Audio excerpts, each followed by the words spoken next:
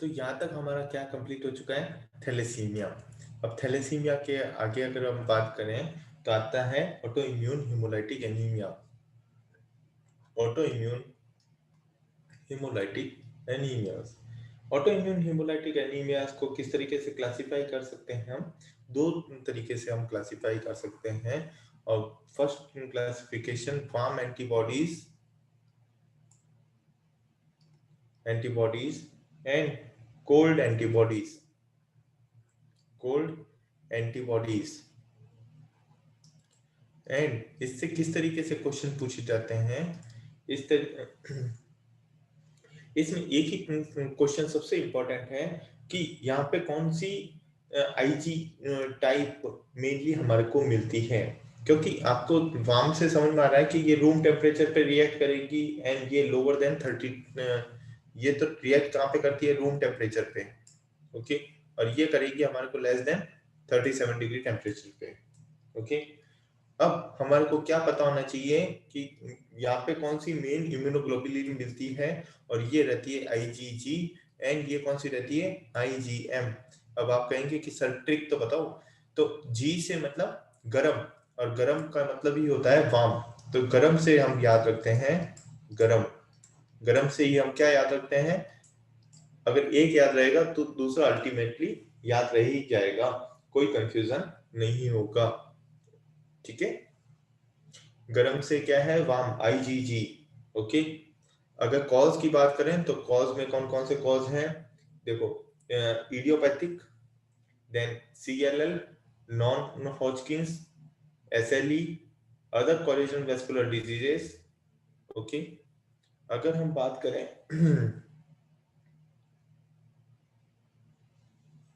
अगर हम बात करें कोल्ड की, कोल्ड के अंदर कॉजेस की अगर बात करते हैं तो वहां के अंदर कॉज कौन कौन से आ सकते हैं। एक्यूट के अंदर बात किया जाए तो mycoplasma infection, infectious mononucleosis, infectious mononucleosis most important, then idiopathic, then PCH means paroxysmal cold haemoglobinuria. अभी इसकी पूरी बात करेंगे, ठीक है, पीएनएच एंड पीसीएच की, paroxysmal cold haemoglobinuria. Okay, then अब बात आती है किसकी, पीएनएच की।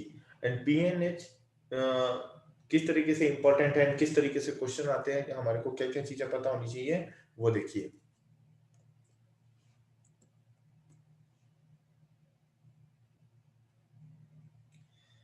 पीएनएच,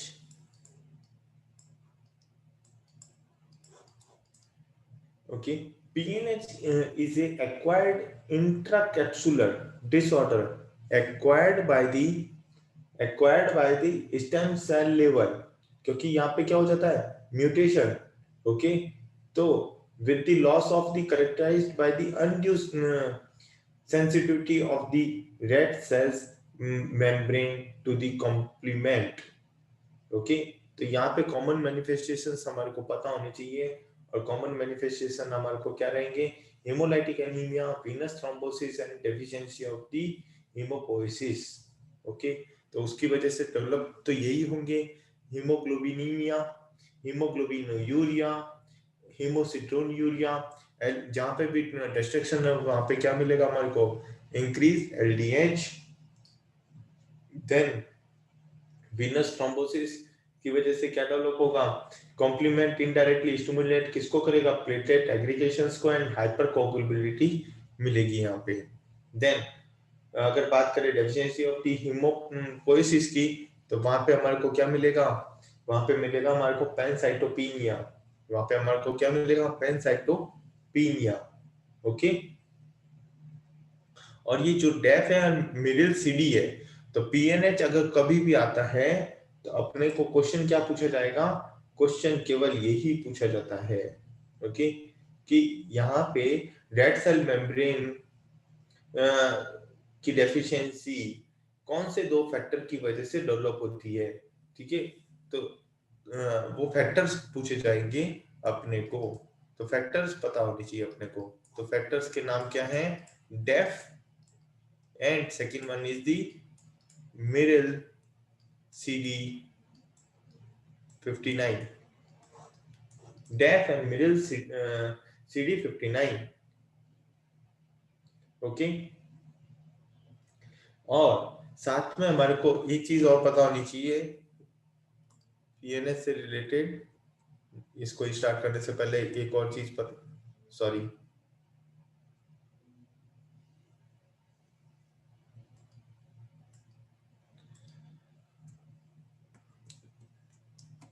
एक चीज और पता होनी चाहिए लैप स्कोर के बारे में।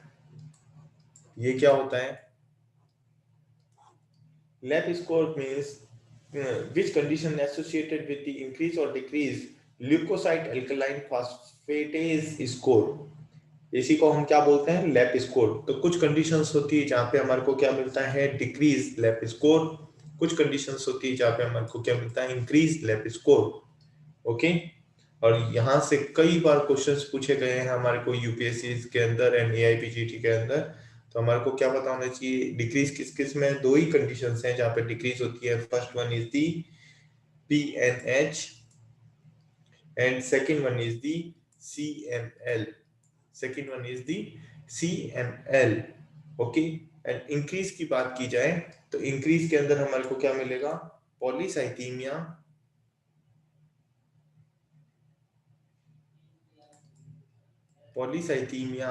and second one is the leukemoid reactions.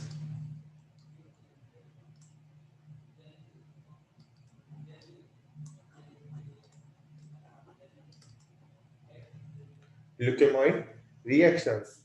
Okay, then second one is the, third one is the infection. Third one is the infection.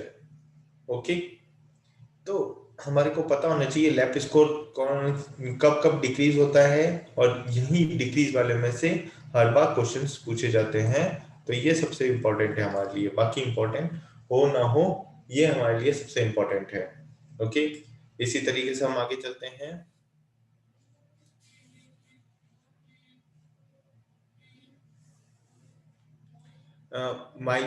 माइलोफाइब्रोसिस।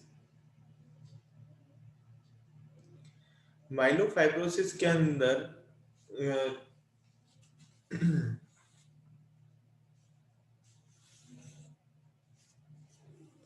यहाँ पे क्या चीज डेवलप होती है और किस तरीके से रहती है, और अपने को क्या याद रखना है, क्योंकि आपको पीपीटीज में दिख रहा होगा कि अपने को तीन चीजें ही पता होनी चाहिए। माइलोफाइब्रोसिस के अंदर अगर बात की जाए तो यहाँ पे क्या होता है? एक्सटेंसिव फाइब्रोसिस मींस ये जो हमारी बोन मैरो है, तो इसके अंदर क्या हो चुका है? पूरा फाइब्रोस्ड हो चुका है सेंट्रल पार्ट। तो वो पूरा फाइब्रोस्ड होने से वो कैसा शो होगा? वो एज ए ड्राई, तो उसको हम क्या बोलते हैं? Dry tap. ठीक है, उसको हम क्या बोलेंगे? ड्राई टैप बोलते हैं। तो वहां पे क्या रहता है? एस्पिरेशन क्या हो जाता है? अगर इस चीज को मैं एस्पिरेट करना चाहूंगा तो वो एस्पिरेट होगा? डेफिनेटली नहीं होगा। इसीलिए इसको हम क्या बोलते हैं? Dry tap. और बाय नेम पूछा जाता है dry tap known as a myelofibrosis. ठीक है, और दो ड्रॉप अपने को पता होनी चाहिए। टीयर ड्रॉप अपीयरेंस, जिसके अंदर हमारा पोइकिलोसाइट्स दिखती हैं, and spleen is enlarge means splenomegaly. Okay, तो ये कुछ कैरेक्टरिस्टिक्स हैं जो हमारे को माइलोफाइब्रोसिस के लिए पता होने ही चाहिए। Okay, then Hodgkin's disease. किसकी बात करेंगे? हॉजकिंस डिजीज की अगर बात करें तो यहाँ पे पता होना चाहिए हमारे को ईबी वायरस के लिए एंड CD1 के लिए। ठीक है, यहाँ पे हॉजकिंस डिजीज की अगर बात करें तो यहाँ पे क्या होता है? क्लासिकल हॉजकिंस, एंड क्लासिकल हॉजकिंस के अंदर वेरिएंट कौन कौन से हो सकते हैं? फिक्स्ड सेलुलरिटी, मिक्स्ड के अलावा nodular sclerosis, lymphocyte rich, lymphocyte depletion. Okay, और इनके कैरेक्टरिस्टिक क्या रहेंगे कि यहाँ पे हमारे को क्या मिलता है? Frequently Reed Sternberg cells, Reed Sternberg cell present होने को ही हम क्या कैरेक्टरिस्टिक मानते हैं? Red स्टिंगबर्ग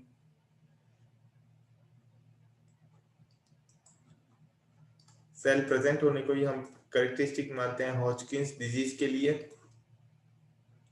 okay, and characteristic immuno phenotypes जो मिलेंगे वो अपने को पता होने चाहिए, और वो ही हमारे को यूपीएससी का पेपर अगर हाई लेवल का है तो उसके अंदर क्या पूछा जाएगा, इसका इम्यूनो फिनोटाइप कि मेनली कौन सी सीडी पॉजिटिव होती हैं, तो हमारे को पता होना चाहिए। अगर क्लासिकल हॉजकिंस डिजीज है तो वहां पे क्या प्रेजेंट होगा हमारे का, CD15 positive, okay, then CD30 positive. अगर बात की जाए CD45 तो वो क्या होगा, नेगेटिव। ठीक है, अगर बात की जाए जस्ट अपोजिट की, मींस क्लासिकल हॉजकिंस की बात नहीं करके हम हिस्टोजेनेटिकली distinct subtype of the हॉजकिंस की अगर बात की करेंगे तो वहां पे रेड डिस्टिंक्ट सेल्स भी रेयरली प्रेजेंट मिलेगी। ओके, एंड वहां पे क्या मिलेगा, ये दोनों तो CD15 एंड CD30 ये दोनों तो क्या मिलेंगे हमारे को, ये दोनों मिलेंगे हमारे को नेगेटिव, एंड CD45 क्या मिलेगा हमारे को, पॉजिटिव। तो ये किसको रिप्रेजेंट करेगा, अदर सब type of the Hodgkin's disease को। ठीक है, एंड एक करेक्टरिस्टिक्स यहाँ पे सेल्स मिलती है जिसको हम क्या बोलते हैं, पॉपकॉर्न सेल्स। तो पॉपकॉर्न सेल्स किस में देखने को मिलेगी हमारे को, पॉपकॉर्न सेल्स हमारे को देखने को मिलती है हमारे को देखने को मिलती है किसमें, histogenetically distinct subtype of the Hodgkin's disease. Okay, okay, red distinct prognosis.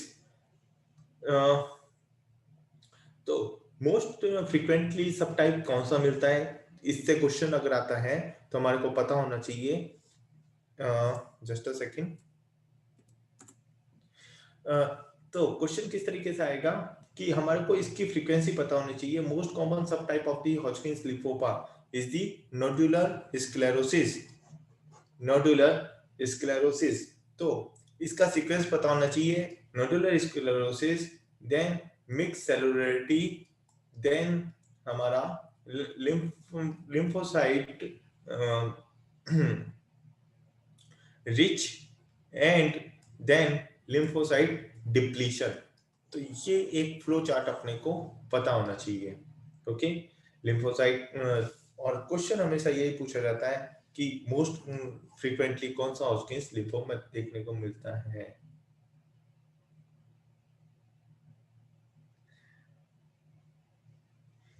Okay, and अगर क्वेश्चन पूछा जाता है जस्ट अपोजिट की prognosis of the disease, prognosis of the disease wise अगर क्वेश्चन पूछा जाता है तो ये सीक्वेंस अपने को पता होना चाहिए कि किसका प्रोग्नोसिस सबसे गुड है। तो इसके अंदर जस्ट अपोजिट हो जाएगा, हमारा क्या रहेगा, lymphocyte rich, then nodular sclerosis, then mix cellularity, and lymphocyte depletion. तो सबसे बैड किसकी रहती है, एंड सबसे अच्छी प्रोग्नोसिस किसकी है, good prognosis is one lymphocyte lymphocyte predominance, or lymphocyte rich, and worst prognosis is lymphocyte depletion.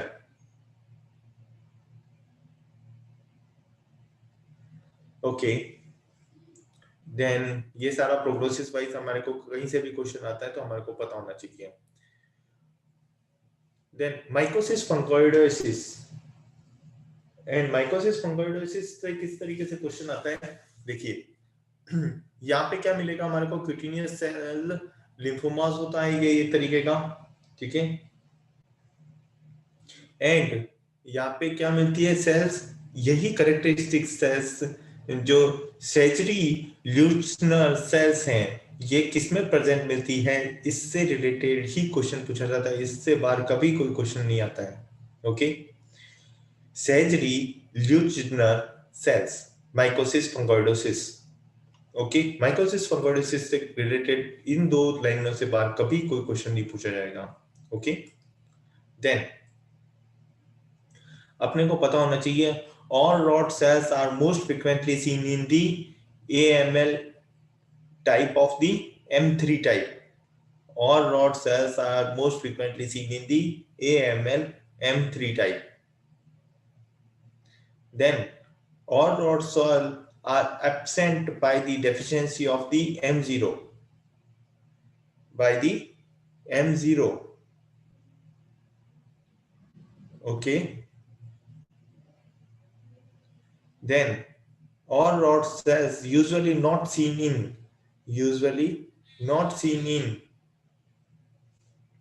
AML M5. AML M5. Okay,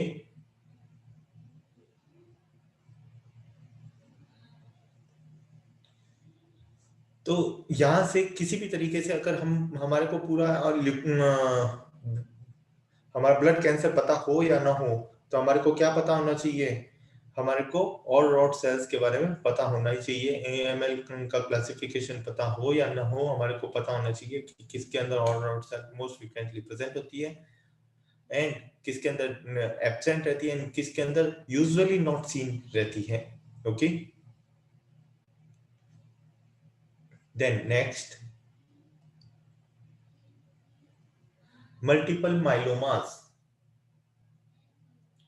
multiple myeloma start करने से पहले एक बेसिक क्वेश्चन बता देता हूँ, वो आता है बर्किट लिम्फोमा से। बर्किट लिम्फोमा से किस तरीके से क्वेश्चन पूछा जाता है, देखिए।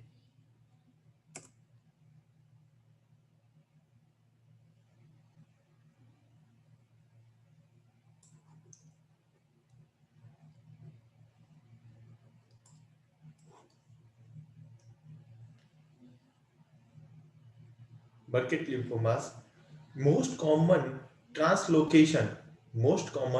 ट्रांसलोकेशन इसके अंदर किस टाइप का देखने को मिलता है, वो होता है जीन T8/14 70%। एंड इसके अलावा लेस कॉमनली हमारे को कौन से और भी देखने को मिल सकते हैं, तो उनको हमारे को याद नहीं रखना है।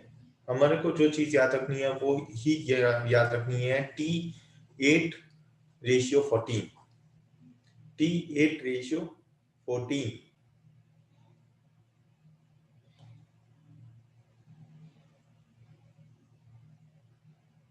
Okay,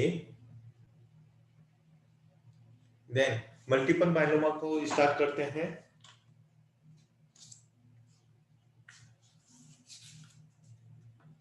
just hold a second.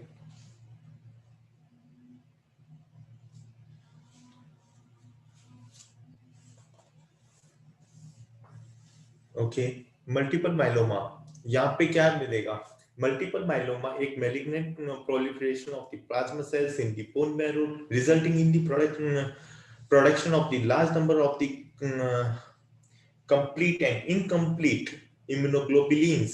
तो अल्टीमेटली क्या बनाएगा कि यहाँ पे malignant proliferations हो रहा है बोन मैरो के अंदर, तो वहां पे इम्यूनोग्लोबुलिन्स प्रोडक्शन होंगे, तो वहां पे क्या proliferation की वजह से ऑस्टियोक्लास्ट बनेंगे, जो कि क्या होती हैं, एक तरीके से तोड़ने वाली सेल्स होती हैं। तो ये तो हम हमारी बेसिक क्लासेस के अंदर पूरा अच्छे से एक्सप्लेन करते हैं कि ऑस्टियोक्लास्ट सेल्स क्या चीज है। ओके, तो उसके अंदर एक्टिवेशन की वजह से हमारे को अल्टीमेटली क्या चीज डेवलप होगी, अल्टीमेटली हमारे को लाइटिक लीजन्स मिलेंगे। जस्ट अ सेकंड, हमारे को क्या मिलेंगे, लाइटिक लीजन्स। लाइटिक लीजन्स हमारे को काम की वजह से हमारे को क्या होगा, बोनी पेन। वहां पे हमारे को क्या होगा, bony pain. Then second, pathological fractures. Then क्या होगा, pathological fractures. Then cord compression, spinal cord compression, spinal cord compressions. And यहाँ पे एक चीज हमारे को पता होनी चाहिए, यहाँ पे क्या मिलेगा, increase the calcium level means the hypercalcaemia, means the hypercalcemia. Okay, then यहाँ पे हमारे को क्या मिलेगा, इंक्रीज रिकरेंट इन्फेक्शन मिलेगा यहाँ पे. ओके, देन यहाँ पे एक ट्रायड देखने को मिलता है, और वो क्या रहता है, बोन मैरो क्लासिकल ट्रायड जो रिप्रेजेंट करता है हमारे मल्टीपल माइलोमा को. और वो क्लासिकल ट्रायड क्या है, marrow plasma cytosis, greater than 10%, then lytic bone lesions जैसे कि मैंने अभी बताया था कि अल्टीमेटली क्यों डेवलप होता है, कि वहां पे जो बोन मैरो के अंदर कई सारी पॉलीप्लेटिक होने की वजह से प्लाज्मा सेल्स बढ़ जाएंगी, तो उनको तोड़ने के लिए क्या बनती है, ऑस्टियोब्लास्ट सेल्स बनती है. अगर वहां पे प्लाज्मा सेल्स बनानी होती है तो वहां पे क्या बनती है, ऑस्टियोब्लास्ट सेल्स होती है. ओके, देन थर्ड हमारा ट्रायड है, और थर्ड ट्रायड में सबसे इंपॉर्टेंट क्या चीज रहती है, और वो रहती है हमारी सीरम और यूरिन के अंदर क्या मिलता है हमारे को, M component, means IgM level is increased. तो ये सारी कंडीशंस हैं जो कि शो करती है हमारे मल्टीपल माइलोमा को. ओके,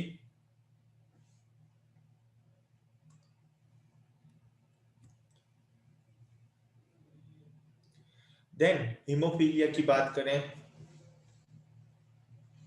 हीमोफीलिया की अगर बात की जाए तो हीमोफीलिया से भी कई बार क्वेश्चन पूछे जाते हैं. तो अपने को पता होना चाहिए कौन से इंट्रिंसिक फैक्टर हैं और कौन से एक्सट्रिंसिक फैक्टर्स हैं. ओके, तो देखिए, ध्यान से देखना.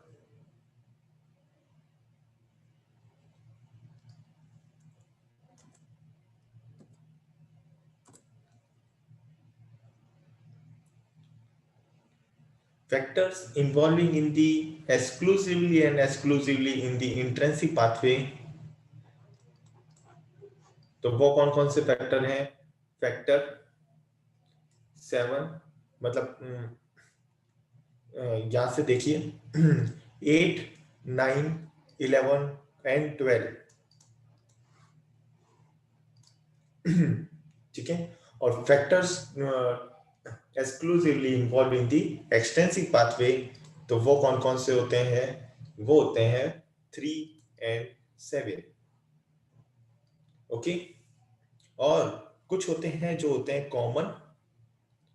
कौन क्या होते हैं, कॉमन. तो वो कौन कौन से फैक्टर होते हैं, वो फैक्टर होते हैं 1 to 5 एंड 10 एंड 30. तो अगर किसी भी तरीके से क्वेश्चन पूछा जाता है तो हमारे को पता होना चाहिए कौन से फैक्टर किस में इन्वॉल्व होते हैं. ओके,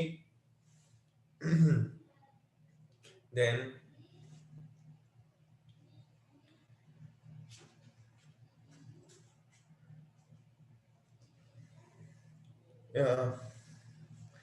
अगर बात की जाए हीमोफीलिया से, तो हीमोफीलिया से पहले हमारे को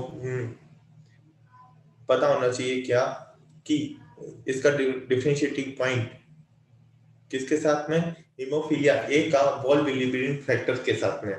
वॉल बिलिबिलिन जो फैक्टर है, एंड उसको किस तरीके से हम डिफरेंशिएट कर सकते हैं हमारे हीमोफीलिया ए के साथ में. तो यहाँ पे इनहेरिटेंस हीमोफीलिया ए में सेक्स इनहेरिटेंस देखने को मिलती है, जो कि मतलब अब आपको समझ में आ रहा होगा, एक्स लिंक डिजीज है तो हीमोफीलिया ये किसमें नहीं मिलेगा, फीमेल में एक्सट्रीमली रेयरली देखने को मिलेगा. अगर वॉल्बिन डिजीज की बात की जाए तो वो क्या रहती है, ऑटोसोमल डोमिनेंट. वो क्या रहती है, autosomal dominant, and most commonly A dominant मिलती है, मींस कि ये बॉयज एंड गर्ल्स दोनों में देखने को मिल सकती है. देन ब्लीडिंग टाइम की अगर बात की जाए, ब्लीडिंग टाइम हीमोफीलिया ए की अगर बात की जाए, मैं बहुत ज्यादा कंफ्यूज नहीं करूंगा। अगर हीमोफीलिया ए अगर आता है तो माइंड में सीधा क्लिक क्या करना चाहिए कि इसका एपीटीटी प्रोलॉन्ग होगा, बाकी सब कुछ नॉर्मल होगा, ठीक है। और इसी तरीके से अगर वॉल बिलिबिलिन डिजीज की बात की जाए तो वहां पे only and only bleeding time increase होगा, बाकी सारी चीजें नॉर्मल रहेंगी। मींस देखिए, ब्लीडिंग टाइम हीमोफीलिया ए में नॉर्मल, वॉल बिलिबिलिन डिजीज में कैसा रहेगा, इंक्रीज। अगर एपीटीटी की बात की जाए तो हीमोफीलिया ए में prolong and von Willebrand disease shows the normal APTT with PT is also normal in both conditions and thrombin time is also normal in the both diseases. Okay. Then defect, ultimately defect कहाँ पे रहता है? Defect is seen in the 8 factor, factor 8। तो factor 8 किससे मिलके बना होता है हमारा? 8C plus von Willebrand factor. And अगर हीमोफीलिया ए एंड बी को अगर डिफरेंशिएट किया जाए, ठीक है, तो इसके अंदर हमारे को एक ही चीज पता होनी चाहिए, और वो क्या रहता है, इसके फैक्टर से। और फैक्टर अगर 8 इन्वॉल्व है तो वो किसको शो करेगा? फैक्टर 8 की deficiency means haemophilia A, and अगर फैक्टर 9 की डेफिशिएंसी है means haemophilia B. Factor 8 shows the hemophilia A and factor 9 shows the hemophilia B. Okay. Then next, तो आज के लिए हम इतना ही रखते हैं। और हमारा लगभग हमने इसमें ब्लड को कंप्लीट किया है। और नेक्स्ट जो रहेगा तो उसके अंदर हम स्टार्ट करेंगे हिपेटोलॉजी को, लीवर को। ओके,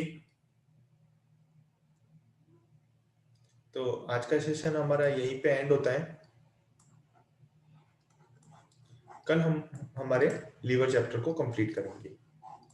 ओके, तो थैंक यू एवरीवन।